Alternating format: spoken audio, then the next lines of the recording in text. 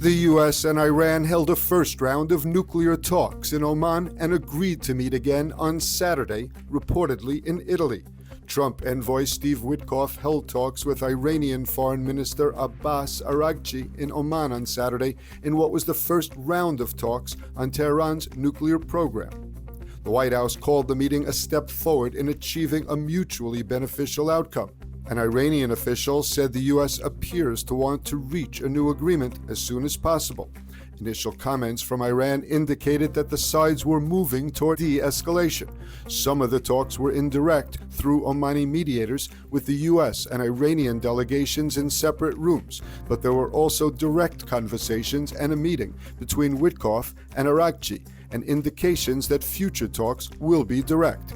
President Trump has warned that the failure of the talks could lead to a U.S. strike on Iran's nuclear program. Trump said last week that Israel would participate in the potential strike and could lead it. The IDF has expanded operations in Gaza and has now surrounded Rafah and cut off the southernmost city and about 20% of the population from the rest of the enclave. The announcement came as the army grabbed complete control of the Morag corridor, cutting off Rafah from Khan Yunis. The city is now surrounded by forces from the 36th Division and the Gaza Division operating in the Philadelphia corridor along the Egypt-Gaza border. The Golani Brigade entered from the border in the southeast. New evacuation orders were given to Gazan civilians after 3 rockets were fired toward Israel.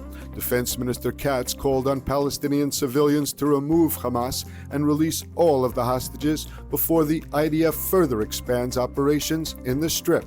Katz said intensive IDF activity will soon expand to additional places in Gaza, and civilians would be forced to evacuate the combat zones.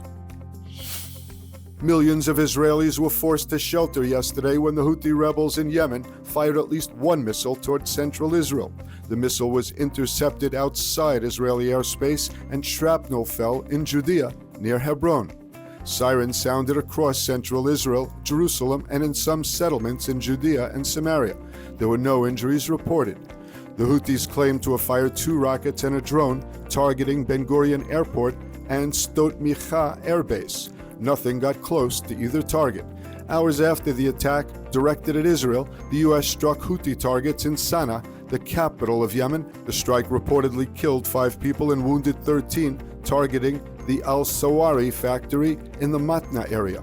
Earlier, the U.S. struck the Al-Hudaydah area in Yemen.